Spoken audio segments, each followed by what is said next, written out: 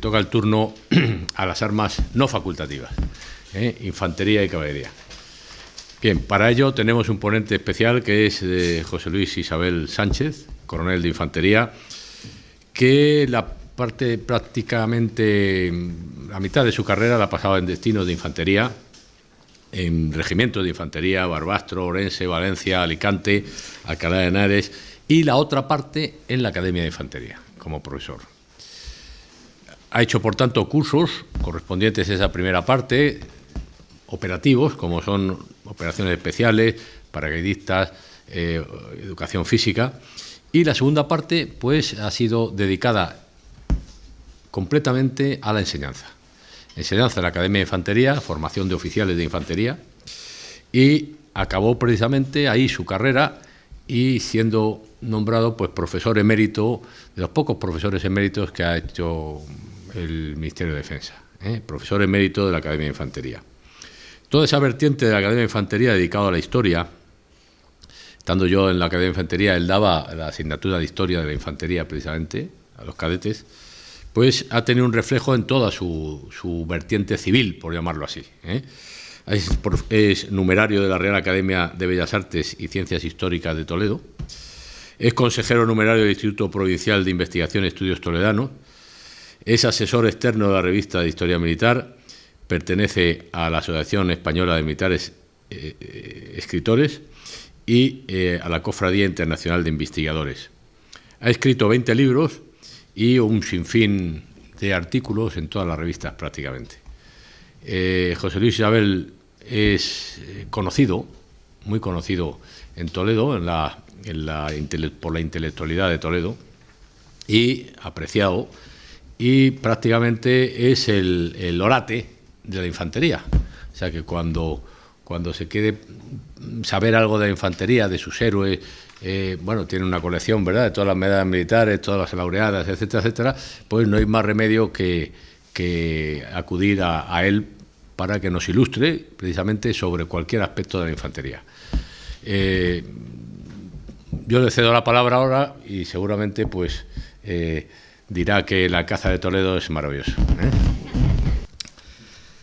La enseñanza militar, desde el punto de vista de la formación reglada que se ha de recibir para alcanzar empleos más elevados que el que se ostenta, no comenzará a tomar forma en el arma de infantería y de caballería hasta bien entrado el siglo XIX. Desde el nacimiento de la infantería a comienzos del siglo XVI hasta la llegada de los Borbones al trono de España, no existió una clara separación entre los empleos de alférez y sargento. En las compañías que formaban cada tercio, mandadas por un capitán, existían los empleos de alférez, sargento y cabo. A todos ellos se les consideraba oficiales, ya que este nombre servía para designar a todo aquel que desempeñaba un cargo público. Aunque la nobleza seguía teniendo una mayor facilidad para acceder directamente a los empleos superiores, eran muchos los que comenzaban a servir de simples soldados y lograban escalar hasta los puestos más altos de la milicia, merced a su valor e inteligencia. El capitán elegía su alférez y sargento y con ellos recorría villas y pueblos, ofreciendo a quienes se enrolasen en su unidad una buena paga y quizá la gloria. Una vez organizada la compañía, los ascensos se producían internamente. Si la suerte les acompañaba, el alférez y el sargento sabían que, una vez cumplidos unos plazos de tiempo, podrían acceder a los empleos superiores. En estos momentos, la formación de los oficiales era puramente autodidacta y extraída de su participación en numerosas acciones de guerra. No obstante, en el siglo XVI, como consecuencia del desarrollo de las armas de fuego y de la fortificación, surgieron las primeras escuelas, donde recibían formación los oficiales que lo deseasen, principalmente en la rama de matemáticas, a las que acudían sobre todo los artilleros más necesitados del conocimiento de esta disciplina. Durante el siglo siguiente, en que la casi totalidad de nuestro ejército se encontraba fuera de la península, nacieron por toda Europa numerosos centros de formación, como los Reales Seminarios de Cerdeña y Orán y la Real Academia Militar de Bruselas. El éxito de la enseñanza dependía, en buena parte, de los fundadores de las escuelas y academias, por lo que al desaparecer estos, muchas de ellas se veían obligadas a cerrar sus puertas. Este era el panorama que se presentaba a los oficiales, pero ¿qué sucedía mientras tanto con los sargentos? No olvidemos que el sargento va a poder llegar también al empleo de oficial, en algunas ocasiones siguiendo el mismo camino que el cadete y en otras ocasiones por otros vericuetos más complicados. La verdad es que la enseñanza de los sargentos no preocupaba. Su absoluta dependencia de la compañía en la que servía y cuya disciplina estaba obligado a mantener, le va a hacer vivir en íntimo contacto con el soldado, a compartir con él su vida minuto a minuto y con ello a ser considerado como clase de tropa durante varios siglos. Del sargento importaba su veteranía y carácter, su formación era lo de menos. Con la llegada de los Borbones al trono español, el acceso al empleo de oficial, que hasta este momento se había venido verificando por promoción interna dentro de la compañía, sufrió una profunda transformación. Copiada de la organización francesa, se estableció en España la clase de cadetes, a través de la cual se podía alcanzar directamente el empleo de oficial sin necesidad de pasar previamente por los anteriores. La definición de cadete era: joven noble que se educaba en los colegios de infantería y caballería o servía en algún regimiento y ascendía a oficial sin pasar por los grados inferiores.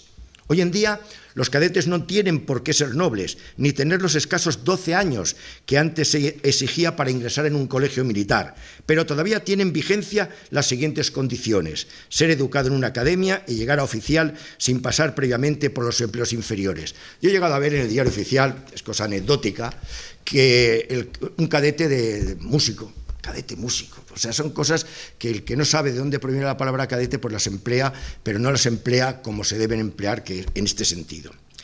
En 1711 quedó regularizada esta clase, que fue instituida por fin formalmente en 1722, y a la que solamente podían acceder los caballeros nobles, los cruzados, hijos y hermanos de estos, los títulos, sus hijos y hermanos, los de los hidalgos reconocidos y los hijos de capitán y oficiales de mayor grado.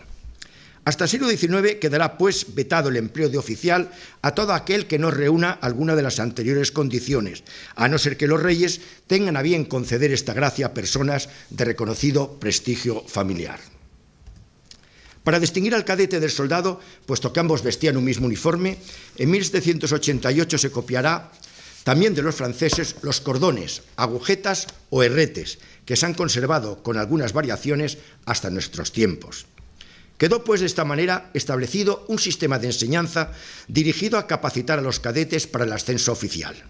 El aspirante a ingresar en esta clase, al mismo tiempo que solicitaba al rey la llamada gracia de cadete, debía presentar una prueba de nobleza, requisito que se mantendría hasta ser abolido en 1811, y demostrar que estaba en condiciones de hacer frente al pago de las asistencias, cantidad mensual que se consideraba precisa para que el futuro oficial pudiese llevar una existencia digna.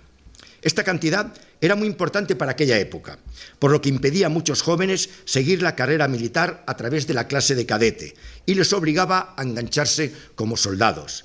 Tenemos un buen ejemplo en el caso del famoso general Polavieja, que por falta de recursos se vio obligado a dejar los estudios para el cuerpo de Estado Mayor y sentar plaza como soldado voluntario, lo que no le impediría alcanzar 40 años después el empleo de capitán general.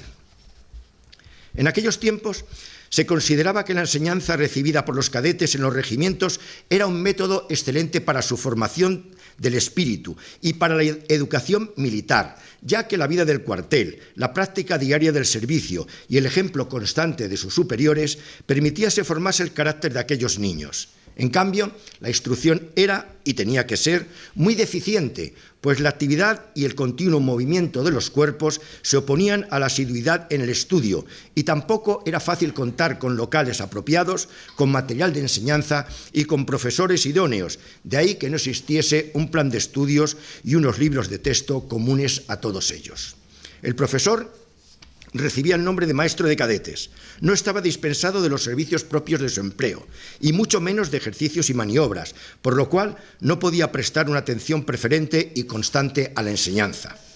Esta, por otra parte, se reducía a aprender de memoria los artículos de las ordenanzas relativos al soldado, cabo, sargento y oficial, a lo que se añadía la práctica de las operaciones aritméticas con números enteros y quebrados, unas ligeras nociones de geometría, otras también muy someras de fortificación y el reglamento táctico del arma. Por otra parte, no se podía esperar que el sistema, métodos y material fuese el mismo en todos los cuerpos, por lo que la formación dejaba de ser homogénea. Esta enseñanza se completaba con la ofrecida en diferentes academias surgidas en territorio español, en Ávila, Puerto Santa María, Zamora, Cádiz y otras. Mientras tanto, el sargento se mantuvo al margen de todas las innovaciones en materia de enseñanza. Pertenecía durante toda su vida a la compañía en la que se había formado y ascendido, y donde, por lo tanto, tenía acreditada su antigüedad en el empleo.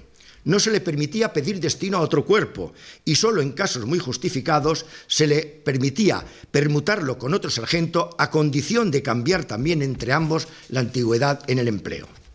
Lo poco que se había hecho con la enseñanza en las armas de infantería y caballería se deshizo al producirse la invasión francesa. Se interrumpió la formación de los cadetes en los cuerpos y se produjo la dispersión de los colegios y academias existentes en suelo español. Debido a la escasez de mandos, profesores y alumnos, se incorporaron a las unidades que se creaban para hacer frente al enemigo. Para paliar la necesidad de nuevos oficiales, hubo que recurrir a la improvisación de nuevos sistemas de enseñanza. Allí donde se encontraba un antiguo maestro de cadetes, surgía una academia, de la que pasaron a formar parte como alumnos muchos estudiantes universitarios, a los cuales resultaba fácil instruir debido a su elevado nivel cultural. Merece destacarse entre estos centros la academia creada en 1809 por el teniente coronel de artillería, ya mencionado, Mariano Gil de Bernabé, antiguo profesor del Colegio de Artillería de Segovia. Tomando como base a los estudiantes de la Real Universidad de Toledo, el colegio comenzó a funcionar en Sevilla, pasando posteriormente a la isla de León, obligado por el avance de las tropas francesas. Y aquí tenemos una relación con la Armada, con el colegio donde está enterrado además el único infante, el único artillero que está enterrado ahí. Bueno, el único artillero, el único del ejército que está enterrado ahí en... Apareció un muro sí. del Pacto de Marinos Ilustres. Ahí está enterrado Gil de Bernabé. La labor realizada por este colegio fue muy meritoria, teniendo en cuenta su falta de recursos y la situación por la que atravesaba la nación. Pero una vez finalizada la guerra, pasada la euforia de la victoria, el exceso de oficiales en el arma hizo que muchos cadetes, una vez terminados sus estudios, no viesen llegar el ansiado ascenso a oficial. Por decreto de las Cortes, en 1811 había quedado abolida la prueba de nobleza para los aspirantes a cadete, que sería restablecida en 1824, tras el triunfo del absolutismo, y que desaparecería definitivamente en 1836, siendo sustituida por una simple información de limpieza de sangre. Algo bueno tuvo el sargento de aquellos años tan movidos, ya que al terminar la guerra contra los franceses se le volvió a ofrecer la posibilidad de obtener el empleo de oficial, integrándose en la misma escala que los procedentes de la clase de cadetes. En 1815 se pensó en trasladar la Academia Militar de la isla de León a la ciudad de Toledo y para ello fueron reconocidos varios edificios de esta ciudad, entre ellos el Alcázar, entonces en ruinas tras haber sufrido un incendio durante la ocupación francesa. Cuando se pensó en llevar el Colegio de Artillería, también estaba en ruinas porque había tenido otro desastre durante la Guerra de Sucesión. Los desastres han sido continuos. Por eso me ha extrañado que sean capaces, después de todos los incendios que ha habido, de meter allí la biblioteca. En el último piso, con no sé si son 300 escalones los que hay para salir de ella, con dos ascensores que, claro, no se deben utilizar, pero se han arriesgado a eso. Bien, aquí vemos una vista exterior del Alcázar de Toledo en 1848, cuando estaba todavía en ruinas, y el mismo patio del Alcázar en esas mismas fechas, en esos mismos años, también en ruinas. Este proyecto, el de llevar el colegio a la ciudad de Toledo, no se llevó a cabo debido a la falta de recursos, ni tampoco había mucho interés en ello, debido al exceso de oficiales en el ejército y a que podían ser fácilmente formados en los cuerpos. Mal que bien, siguió manteniéndose la academia en la isla de León, llegándose a una tensa situación cuando al producirse en 1820 el levantamiento de Riego, se le ofreció a los cadetes el empleo de oficial si se sumaban al mismo. Y lo esperaban ya desde hacía nada menos que 6 años. Tuvo lugar entonces un enfrentamiento con los partidarios de uno y otro bando, y cuando por fin se consiguió restablecer el funcionamiento de la academia, esta fue trasladada a Granada. En 1823, con la entrada en España de los 100.000 hijos de San Luis, Fernando VII recuperó el poder absoluto, el ejército fue disuelto junto con las academias y colegios que todavía seguían funcionando, entre ellas la fundada por Gil de Bernabé. Estabilizada la situación tras la depuración sufrida por el ejército, en febrero de 1824 se ordenó la creación de un colegio general militar, dividido, como escribieron entonces, en secciones para que se dediquen a infantería, artillería, caballería e ingenieros. Con ello se pretendía controlar la ideología de la enseñanza que se impartía, dar una misma procedencia a los componentes del cuerpo de oficiales y unificar los planes de estudios, intento que se repetiría a lo largo de este siglo y del siguiente. El colegio fue inaugurado en Segovia el 1 de junio de 1825, tras haberse elegido su alcázar como sede. No te quejarás del grabado, ¿eh? Más bonito de todos. Una vez fracasados los intentos de llevarlo a Toledo. Fue nombrado director el general Venegas y su director José Ramón Maquena, que había desempeñado este mismo cargo en la Academia Militar de la Isla de León y el de director cuando ésta fue trasladada a Granada, por lo que la organización y reglamento de aquella academia sirvió de base para el Colegio General, que heredaría también su bandera. Esta es la bandera que luego heredaría posteriormente incluso la Academia de Infantería. Se le tuvo mucho cariño hasta la imposición en 1843 de la bandera bicolor. Esta era la bandera que utilizaban los cadetes. Y aún así todo, después en ciertas formaciones seguían saliendo con las dos banderas. Esta es un dibujo de ella, el de la izquierda, y el de la derecha es tal y como se conserva hoy en día en el Museo del Ejército. En el reglamento del colegio, el rey explicaba los motivos de la creación de este establecimiento. Decía: por cuanto habiendo acreditado la experiencia que para conseguir la más perfecta uniformidad de instrucción en la carrera de las armas es necesario que los jóvenes que se dediquen a ella sean educados bajo unos mismos principios en la parte religiosa, moral y facultativa, alejando toda idea de rivalidad entre las diferentes clases que componen el ejército, tuve a bien mandar por mi Real Orden de 29 de febrero último que se estableciese un colegio general militar para los que se dediquen a infantería, artillería, caballería e ingenieros. Y ansioso siempre mi paternal corazón de proporcionar a esta noble juventud unas bases sólidas en su formación, un método fácil y exacto en el estudio teórico y práctico de aquellos conocimientos indispensables que son comunes a todas las armas y una economía justa y proporcionada a la decencia que conviene a un establecimiento de esta naturaleza, cometía la formación del Plan General de Estudios y Reglamento Interior Gubernativo que debe regir en el colegio a una junta compuesta de generales y jefes de mi real confianza, la que meditando escrupulosamente cuanto se ha escrito en esta materia por nacionales y extranjeros y observando al mismo tiempo los resultados que han dado otros establecimientos militares, me ha propuesto el que he creído conveniente y después del más detenido examen he venido a aprobar este reglamento. El plan de estudios tenía una duración de nada menos que 5 años, durante los cuales se impartían asignaturas muy diversas, tanto de carácter civil como militar. Entre las primeras estaban religión, aritmética, álgebra, geometría especulativa, bellas letras, trigonometría, mecánica, francés y el consabido baile de siempre. Entre las segundas, instrucción práctica del recluta, ordenanzas, táctica de infantería y caballería, táctica general, estrategia, armamento, etcétera, etcétera. Con la creación del colegio disminuyó la importancia de las academias de cuerpo, limitándose el número de cadetes en 1827 a tan solo 1 por compañía. Las vacantes que se producían en esta clase de subtenientes se distribuían a partes iguales entre sargentos y cadetes, concediéndoselas a los sargentos una por antigüedad y otra por elección. Este doble sistema de cubrir las vacantes de subteniente recibía las críticas de uno de los directores del colegio, el conde de Clonar, quien al referirse a los oficiales que procedían de la clase de cadetes decía que solían tener una educación más esmerada, mayores conocimientos en el arte de la guerra, pero en cambio adolecían de vicios comunes entonces en la esfera social en la que habían nacido. No siempre se manifestaban dóciles a las exigencias de la disciplina. En cambio, los procedentes de sargentos solían ser más puntuales en el cumplimiento de la parte económica de sus obligaciones, pero salían por lo regular de la clase de sargentos en edad demasiado avanzada para que pudieran adquirir la instrucción militar que exigía su nueva posición. y bien sea por esta razón o por una costumbre que llega a formar una segunda naturaleza, algunos de ellos vivían aislados del resto de la oficialidad, careciendo por lo mismo este cuerpo de la unión que siempre debe reinar entre los individuos que la componen.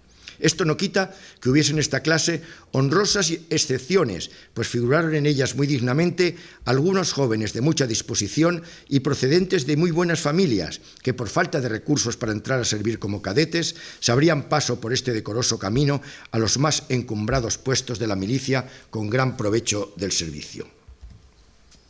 El Colegio General continuó desarrollando su labor en Segovia hasta 1837, año en que la entrada de los carlistas en la ciudad obligó a los cadetes a retirarse a Madrid. En 1842 fueron suprimidos los cadetes de cuerpo, que no obstante resurgirían, aunque por breve tiempo, en 1857, y lo harán de nuevo en 1862, para desaparecer 5 años más tarde y renacer una vez más al instaurarse la Primera República, para ser definitivamente abolidos en 1875. En el mes de octubre de 1846 llegó a Toledo desde Madrid el Colegio General, que se estableció en el Hospital de San Juan Bautista, también llamado de Tavera o de Afuera, mientras terminaban las reparaciones del Hospital de Santa Cruz y de la Fonda de Caridad. Estos son los edificios que rodeaban al Alcázar. A ver si tengo aquí un señalador.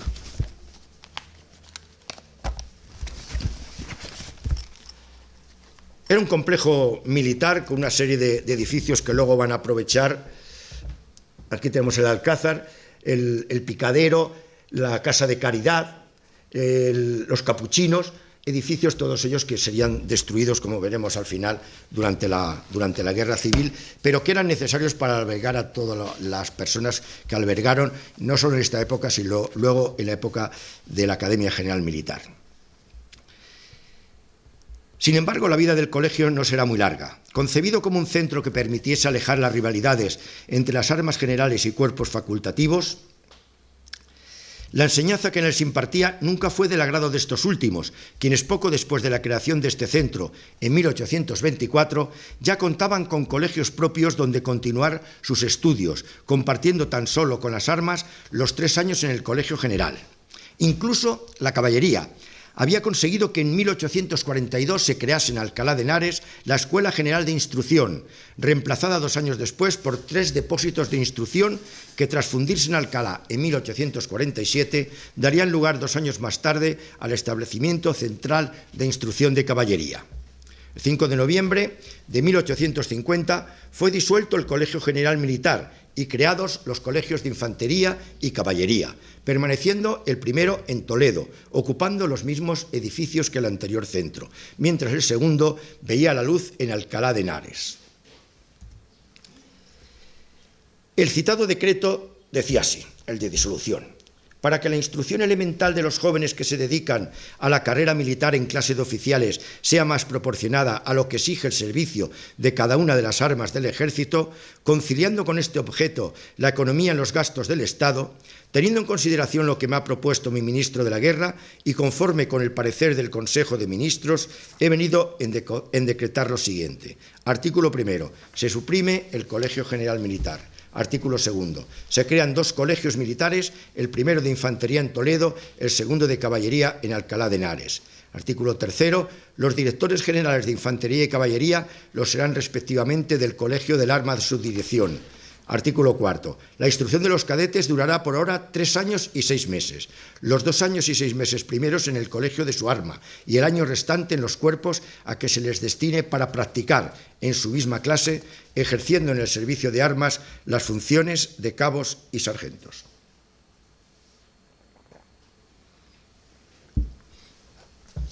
El aspirante que desease alcanzar la gracia de cadete debía de tener 13 años cumplidos, aunque su ingreso no podía realizarse hasta haber cumplido los 14 y sin llegar a los 17.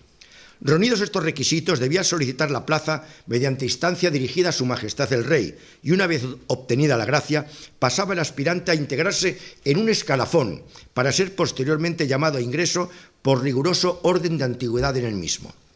Una vez presentado en el colegio, era reconocido y examinado.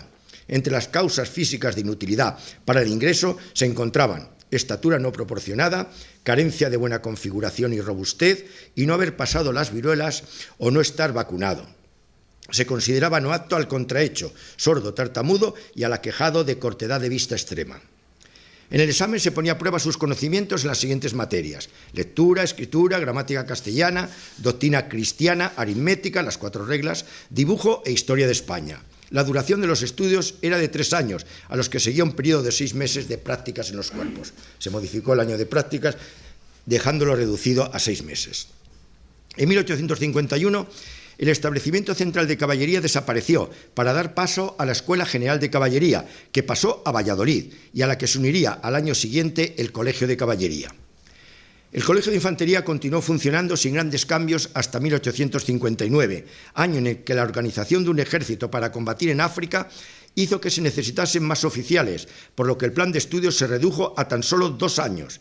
Esta reducción, el renacimiento de los cadetes de cuerpo en 1857, aunque por breve tiempo, y su posterior reaparición en 1862, la autorización a las clases de tropa para que pudiesen presentarse a examen en el colegio con una edad superior al resto de los aspirantes y el ascenso en 1866 de todos los sargentos que tenían antigüedad anterior a 1860 debido al estancamiento de esta escala, provocaría un exceso en la plantilla de alféreces del arma de infantería y haría que se redujesen considerablemente las plazas de ingreso y que el peligro de cierre se cerniese sobre el establecimiento, a pesar de que en 1866 de cada 3 plazas de oficial se concedían 2 a los cadetes del colegio y 1 a los sargentos. En 1867 queda abolida la clase de cadetes en el ejército. A pesar de todo, se ha seguido llamando al alumno del colegio, de las academias, cadete. A mí me gusta que se siga llamando así, pero en realidad esa clase quedó abolida. Dejó de existir en el ejército y el verdadero nombre que les corresponde es el de alumnos. Pero repito que a mí me gusta que se siga manteniendo el de cadetes. Se aumentaron también las edades límites para el ingreso, que quedaron entre los 16 y 23 años, mientras a los sargentos se les exigía superar un examen ante el director general del arma, si deseaban ascender a oficial, lo que obligaría a crear en cada uno de los cuerpos una academia de preparación dirigida por un capitán. El Colegio de Caballería cambió su nombre en 1867 por el actual de Academia de Caballería, que también acogió a los sargentos primeros aspirantes al empleo de subteniente. 2 años más tarde, en 1869, al considerarse excesivo el número de oficiales en el arma, se ordenó el cierre del Colegio de Infantería, al tiempo que se creaba en Toledo una academia de sargentos, donde estos recibirían la instrucción necesaria para su ascenso a oficial. El sargento tenía la obligación de ascenderle, mientras que el escalafón de aspirantes a cadete se podía en cualquier momento suprimir, y eso fue lo que se hizo. No había forma de poder mantener ese ejército con la cantidad de oficiales que se formaban. En cuanto a la Academia de Caballería, en 1870 dejó de funcionar como tal y se convirtió en Escuela Militar de Caballería. Seguiría funcionando, evidentemente las exigencias de alumnos eran muy inferiores en caballería que en infantería, pues yo que sé, una 20ª parte o incluso menos. Desaparecido el exceso de oficiales, en 1871 fue creada una academia de formación de cadetes en cada una de las capitanías generales, ubicándose estas en los cuerpos de guarnición en las mismas. En el 74 se reunieron todas ellas en una sola en Madrid, que recibió el nombre de Academia de Infantería, y un año después pudo fijar su residencia en el Alcázar, ya restaurado. Aquí vemos la imagen antigua, con esos capiteles tan chatos que luego desaparecerán en el siguiente incendio. La Escuela de Caballería había continuado formando oficiales, aunque en muy escaso número, no anunciándose algunas de las convocatorias de ingreso. En 1875 volvió a cambiar su nombre, esta vez por el de Academia Militar de Caballería. La clase de cadetes había quedado definitivamente abolida sin que volviese a ser necesario solicitar al rey dicha gracia. Las edades de ingreso se establecieron entre los 16 y 25 años, no pudiendo ejercerse el empleo de alférez hasta los 18. La vida de la academia, vemos que tan pronto se salía de la academia con el empleo de subteniente como se salía con el empleo de alférez. Es algo muy cambiante en la enseñanza.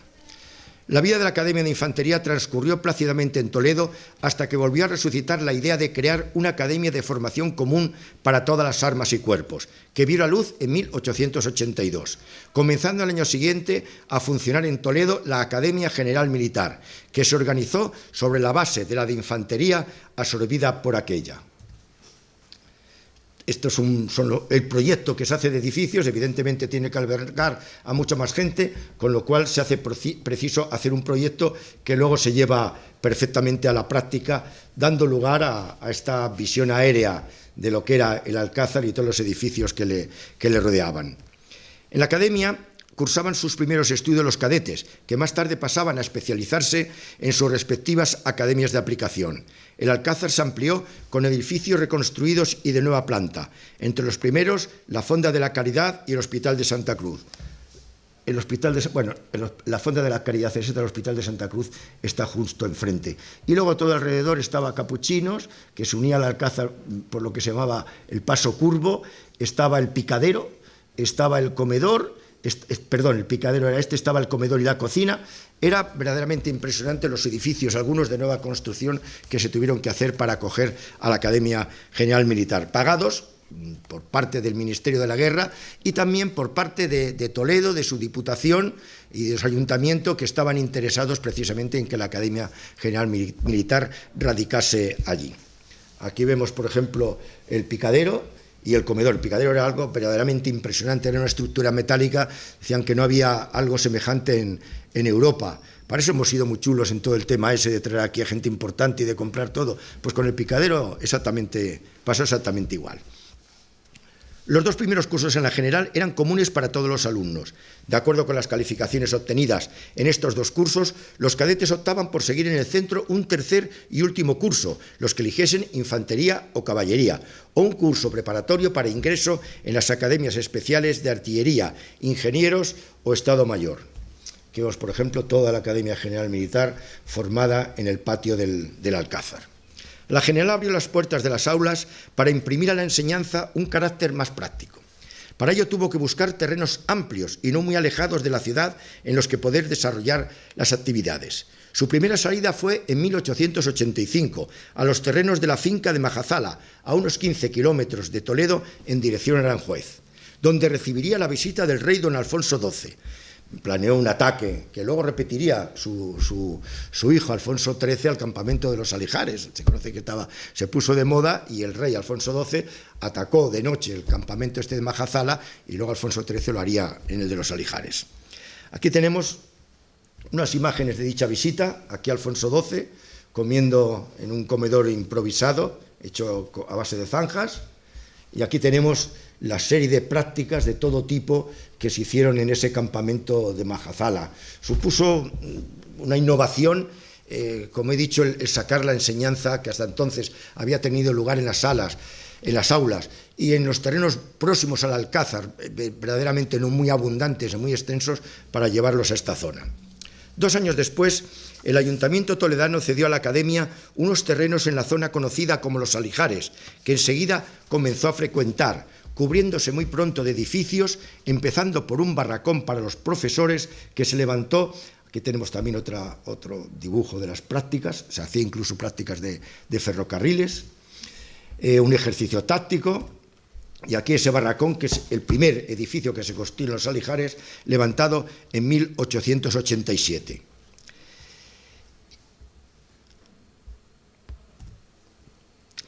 Prácticas en 1890, son dibujos hechos por Lagarde, un artillero que era un dibujante verdaderamente extraordinario, aunque su hijo fue de infantería y es de los pocos casos, yo creo que a lo mejor el único que fue arquitecto, pero arquitecto civil. O sea, siendo de infantería no hizo arquitectura militar, sino arquitectura civil. Fue algo muy curioso.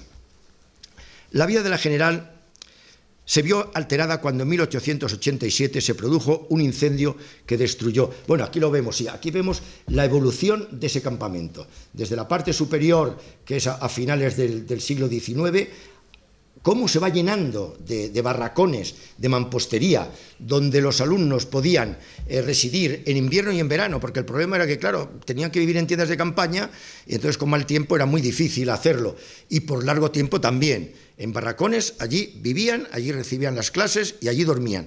Pero es que hasta se llegó a planear construir piscina, porque los terrenos de los Alijares eran muy abundantes en agua. Y se planeó hasta construir una piscina de 50 metros para que los cadetes aprendiesen a nadar, que no se llegó a hacer. Como he dicho, la vida de la General se va a ver alterada precisamente por el incendio que sufre en 1887. Se inicia en la biblioteca, que queda casi totalmente destruida, hay que volver a organizarla de nuevo, y deja el Alcázar pues como había estado antes de su reconstrucción. Se tarda mucho, se hacen planes individuales de la reconstrucción, con la finalidad de dotarles de la cantidad necesaria para ellos, con lo cual pues tarda más de 20 años en volver a ser reconstruido de nuevo, pero ya queda de la forma en que lo vemos ahí, ya con esos chapiteles más esbeltos que no los otros tan chatos. Y ahí estaba todavía en reconstrucción porque precisamente uno de los torreones no está todavía coronado por el chapitel. La ley adicional a la constitutiva del Ejército de 1878, promulgada en 1889, prohíbe el ascenso de los sargentos a la clase de oficial. Vemos que se le va dando una de cal y otra de arena, a no ser que lo hiciesen a través de la Academia General, lo que hizo que desapareciese la Academia de Zamora, creada 4 años antes. Esta situación se mantendría hasta 1908, en que se les volvería a permitir el ascenso oficial por antigüedad. La vida de la General no será muy larga. La oposición de los cuerpos facultativos hará que desaparezca en 1893, al tiempo que recobraban su independencia las academias de Infantería y Caballería, permaneciendo en el Alcázar la primera y regresando a Valladolid la segunda, para volver a ocupar el edificio conocido por su forma como el Octógono, una construcción que se había levantado en 1851, destinada nada menos que a ser prisión modelo. No se llega a utilizar como prisión y al final es el ejército, como con todo, como con conventos y con todo, el que se queda con ese edificio. En ella, en este octógono, era donde había residido la Academia de Caballería desde su traslado de Alcalá a Valladolid. Dentro del interior de ese octógono, aquí hay 2 grabados con los gabinetes de telegrafía y ferrocarriles y el de material de guerra y fortificación. El comienzo de las guerras de ultramar hizo que a partir del curso 93-94 se impartiesen en la Academia de Infantería cursos abreviados, que en algunos momentos no llegaron ni siquiera a durar un año. A los componentes de una de las promociones salidas durante ese periodo se le dio el nombre de 7 mesinos por haber durado 7 meses sus estudios. Una vez finalizadas las guerras coloniales, el exceso de oficiales en el arma obligó a reducir el número de plazas para el ingreso en las academias y a suspender, en algunos casos, el anuncio de convocatorias. En 1904 renació sobre el papel el Colegio General Militar. Se nombró incluso a un director, pero un año después se suspendió su creación por falta de recursos económicos, es decir, no llegó a funcionar. La Academia de Toledo fue mejorando sus instalaciones, llegando a disponer a principios del siglo XX de unos gabinetes completísimos que garantizaban la formación de sus alumnos. Es verdad, evidentemente artillería e ingenieros necesitaban un material mejor, pero es asombroso ver en esta época de la que estamos hablando los gabinetes de que disponía la Academia de Infantería. Telegrafía, topografía, sala de dibujo, telegrafía, sala de armas, gabinete de física, sala de esgrima, biblioteca. Pongo la otra fotografía para que lamentar el estado en el que quedó después del asedio. Aquí tenemos, inciso, al excelente material de enseñanza de que disponían las academias se unía la estricta selección del profesorado. Digo lo mismo que dijo antes Lola, del que vamos a hablar un poco. Desde la creación de las academias y escuelas militares se había atraído como profesores a los oficiales mejor formados, otorgándoles diversos tipos de recompensa, gratificaciones económicas, cruces, grados y empleos. Hay que distinguir, hay que aclarar, aunque siempre se habla de grado en plan genérico, tiene el grado de capitán. En estos tiempos el grado y el empleo era diferente. El empleo era el que de verdad se ostentaba, el que daba a uno una dignidad determinada y por el que cobraba. Mientras que el grado era una recompensa que no le costaba al erario público dinero ninguno, sino que uno podía ser, y que era muy utilizada por artillería e ingenieros, porque en artillería e ingenieros tenían escala cerrada, ellos no admitían el ascenso por méritos de guerra, y una forma de compensarles era que un capitán de artillería fuera comandante de caballería. Ese era el grado. Y en infantería uno podía ser teniente de infantería graduado de capitán. ¿Para qué servía la graduación? Pues si no costaba dinero el erario, para el particular era muy interesante, porque era la que daba la antigüedad para el ascenso. Quizá de ahí eso de la antigüedad es un grado, pues entonces sí, entonces el grado era la antigüedad. Es decir, uno, en el momento en que le daban el grado, se le ponía en la escalilla a su lado la fecha en la que se le había concedido. Y cuando ascendía al empleo superior, se colocaba en el escalafón de acuerdo con esa fecha. Con lo cual había mucha gente que al ascender se colocaba en cabeza del escalafón del empleo superior. Era algo verdaderamente interesante para el militar. Bien. Estas gratificaciones, cruces, etcétera, en un principio no llegaron a reglamentarse. El servicio en el Colegio General fue considerado primero como distinguido, y el profesor recibía a los 5 años el grado del empleo superior y el empleo a los 9, a lo que se unía una gratificación económica que suponía alrededor de un 15% de sus haberes. Estas recompensas trataban de, en frase de la época, resarcir a los oficiales del retraso que pudieran sufrir en sus carreras por la estancia prolongada en el colegio. Evidentemente, al no participar en operaciones, no tenían posibilidad de recibir ningún ascenso por méritos de guerra. Todo esto, estas concesiones, lo que permitían era realizar una selección entre los numerosos aspirantes a profesor. En el Colegio de Infantería, estos aspirantes tenían que demostrar sus conocimientos militares y científicos ante una junta formada por el director y los 4 profesores más antiguos del centro. Tanto sus conocimientos militares como científicos, quedando exentos de la prueba los procedentes de los cuerpos facultativos, que esa la tenían ya demostrada, se les suponía, y los que durante sus estudios en el colegio hubiesen alcanzado la calificación de sobresaliente. Un gran inconveniente que todavía se mantiene hoy en día es que el ascenso al empleo superior suponía la baja en el profesorado.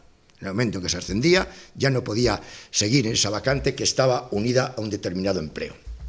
A partir de 1874 se suprimieron las citadas recompensas al reconocerse que, si bien, textualmente, los profesores tienen un mérito superior a sus compañeros en el momento de dedicarse a la enseñanza, en cambio no varían de destino, están exentos de marchas y servicios, como también de los peligros de la guerra, y su misma movilidad les constituye en superiores condiciones de economía y bienestar que el oficial de igual clase en el ejército. Esto lo aplicaron, no sirvió de nada, las peticiones de los profesores, aspirantes a profesor, descendieron, por lo cual se volvió a implantar el sistema anterior. A los 4 años el grado, 2 años después una cruz al mérito militar, otros 2 años el empleo, aparte de la gratificación mensual de la que hemos hablado. Dar un empleo por estar destinado en un sitio es algo verdaderamente importante y muy raro, evidentemente rarísimo. Por otra parte, los aspirantes debían de enfrentarse a una oposición con ejercicios teóricos y prácticos, en la que eran examinados de todas las materias del plan de enseñanza. Al crearse la Academia General, se modificaron las recompensas, limitándose la dirección del centro a proponer a aquellos profesores que la mereciesen, y siendo el Ministerio de la Guerra quien decidía el tipo de recompensa que se concedía. Sistema que no duraría mucho al establecerse en 1888 que cada 4 años se recibiese una cruz blanca al mérito militar, que podía llegar a ser pensionada si el profesor realizaba servicios extraordinarios o publicaba una obra didáctica. También se mantuvo la gratificación económica. Yo recuerdo que Villalba ascendió, le dieron un ascenso por escribir la táctica de las 3 armas. Al cierre de la General se mantuvo el anterior sistema, pero se limitó la permanencia del profesorado a los 6 años, aunque más tarde se permitiría retornar a los 2 años de haber sido baja. El aspirante debía solicitar la plaza mediante instancia acompañada de copia de la hoja de servicios, debiendo la Junta Facultativa de la Academia proponer al Ministerio una terna para que éste eligiese a uno de los que la componían. Poco después se estableció que las vacantes de profesor se anunciasen en el Diario Oficial, indicando las materias que deberían explicar, debiendo los aspirantes remitir los diplomas, certificados o documentos que acreditasen dichos conocimientos. En 1911 se devolvió a las academias la responsabilidad de elegir ellas al profesorado, se aumentó la gratificación económica y la cruz al mérito militar concedida a los 4 años de ejercicio pasó a ser pensionada al llegar a los 7, tiempo máximo de permanencia. En el caso de que se considerase que los peticionarios no reunían condiciones para cubrir la plaza, la dirección podría proponer a los 3 jefes del arma que considerase más idóneos por sus conocimientos. Al llegar a la Segunda República, se determinó que la Academia de Infantería, Caballería e Intendencia se limitase a confeccionar una lista de aspirantes por orden de preferencia, correspondiendo al Ministerio realizar la elección. Escribiendo todo esto, pues me ha venido al recuerdo mis tiempos de profesor y cómo no se exigía el conocimiento, por supuesto, no del todo plan, no había oposición, no había examen ninguno ante una junta facultativa, sino que quien pedía la vacante se le daba. Mientras esa vacante la pedían muchos, pues entonces se podía, con vistas a la hoja de servicios, el elegir a aquel que reuniese las mejores condiciones. Pero es que en ocasiones no se presentaban gente, iban forzosos, o sea, una situación que se había solucionado también, luego llegó a estropearse. E incluso yo recuerdo en una reunión que mantuve yo en Madrid, que al hablar precisamente de que evidentemente 6 años o 7 años de limitación de la permanencia impedían a un profesor que además a lo largo del curso explicaba diferentes asignaturas, porque no iba destinado a una asignatura determinada, sino que a lo largo del curso podía ir cambiando de asignaturas y al curso siguiente tener que dar otras. Y se le exigía incluso escribir manuales de esa asignatura. ¿Pero cómo? Primero, eso en la universidad me imagino que será pues a los 10 o los 15 años dominando ya la materia, pero es que en el ejército era imposible el dominarla. Bien. Continuamos tras este... y en esa reunión al preguntarle, al decir yo que por qué se limitaba, que eso lo que hacía era limitar las posibilidades del profesorado, la explicación que me dieron era con la finalidad de no perjudicar al profesor, puesto que el profesorado constituía un demérito para los ascensos a los empleos superiores. Eso fue lo que me dijeron, y tiene su realidad, porque ya me explicarás allí en la academia quiénes son los que han ascendido, y me refiero a los empleos de general. Poquísima gente dentro de la academia. Habéis llegado generales allí a mandar la academia, pero dentro de la academia les decían, si sigues en la academia, despídete del ascenso. O sea, era un demérito el ser profesor. Sigamos. La enseñanza práctica impuesta por la general continuó en el campamento de los Alejares, la de infantería, y así se puede ver reflejado en las siguientes imágenes correspondientes a los primeros años del siglo XX. Prácticas de esgrima, de saltos de obstáculos, una más reposada que es un examen en pleno campo apoyando la hoja de papel en la espalda del compañero que está delante, el gimnasio cerrado de la academia, la equitación, los saltos, la esgrima, más saltos, gimnasia, carreras, la de abajo a la derecha, de resistencia, carreras de velocidad, de equilibrio, lanzamientos de jabalina y de disco, hasta boxeo, incluso como vemos a este último. Especial impulso dio a las prácticas uno de sus directores, el coronel don José Villalba Riquelme, quien fue ministro de la Guerra y creador de la Legión y de la Escuela de Gimnasia. Villalba consiguió se modificasen las pruebas físicas para ingreso en la academia, haciéndolas más exigentes, e impulsó la gimnasia y los deportes durante su mando, tratando de conseguir que los cadetes adquiriesen una mayor resistencia a la fatiga, potencia y agilidad. Vayan como prueba de ello algunas imágenes de los ejercicios que realizaban los alumnos en las instalaciones académicas y en el campamento. Tenía la sección ciclista con bicicletas de piñón fijo, que eran las que hacían para llevar las órdenes, y evidentemente era un ejercicio. Se hacían prácticas de montaña en la nieve. Tan completa preparación física permitía permitiría a la Academia de Infantería formar equipos de fútbol y de rugby que compitieron en campeonatos nacionales, llegando el de fútbol a pertenecer a la Federación Española, a participar en el Campeonato de España y a enfrentarse en 1907 al Atlético de Madrid y a ganarle por 7-4 en 1911. O sea que eran entonces tan pupas como ahora, porque perder con la Academia de Infantería. También jugaría en varias ocasiones en 1914, 15 y 25 con el Real Madrid y con el Club Recreativo de Alicante, al que derrotó en 1910. Aquí le vemos, perdón, me está ido atrás. Aquí le vemos precisamente la imagen de abajo, ahí está con el Peñón de Benacantil, con el Castillo de Santa Bárbara al fondo cuando se enfrentó al Club Recreativo de Alicante. El equipo de rugby no le iría a la zaga, pues en 1925 venció por 24-0 al del Atlético de Madrid, con el que empataría al año siguiente en el campeonato regional, proclamándose campeón de la zona centro y jugando la final del Campeonato de España. Y terminamos. Continuando con las clases de tropa, en 1908 se abrió a los sargentos el ascenso oficial a través de la recién creada escala de reserva retribuida, una escala independiente de lo que podríamos llamar hoy en día escala activa, no estaban integradas las dos, pero bueno, se le ofrecía la posibilidad de ascender a oficial, pudiendo llegar en la misma hasta el empleo de coronel, lo cual era una utopía, puesto que llegaban a una edad tan avanzada que como mucho llegaban a la de comandante. Y por otra parte, no fue bien admitida esta oferta, pues se llegaba a perder dinero al pasar a esta escala.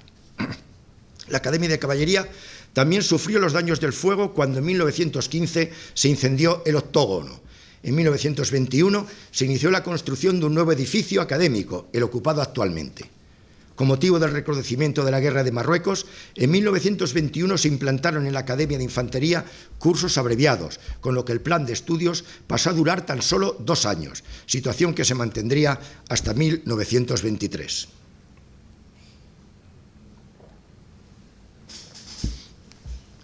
La Academia General Militar renació en 1927, ubicándose esta vez en Zaragoza, donde los cadetes debían permanecer 2 años para luego seguir durante 3 sus estudios en las academias de aplicación. Tampoco será muy larga su vida en esta su segunda época, ya que fue clausurada al advenimiento de la República, al mismo tiempo que las academias de caballería e intendencia se trasladaban a Toledo, compartiendo los mismos edificios ocupados por la de infantería, para ser allí promovidos a oficial tras 4 años de estudios. A partir de 1932 se permitió a los suboficiales y sargentos el acceso directo a las academias militares, reservándoseles un número de plazas y concediéndoseles mayores facilidades que al resto de los aspirantes. Al mismo tiempo, se creó para ellos en Ávila una academia preparatoria para el ingreso en las academias. Al comienzo de la Guerra Civil, aquí vemos la lectura del bando por un oficial de caballería en la plaza de Zocodover, el Alcázar fue destruido. 2 imágenes del Alcázar, una vista exterior y cómo quedó y el patio. Y así terminó de forma trágica una de las etapas de la enseñanza militar en las armas generales, que sufriría durante la guerra una profunda transformación para adaptarse a la situación y que volvería a sus cauces habituales en 1940 con la creación de la Academia General Militar de nuevo en Zaragoza. Muchas gracias.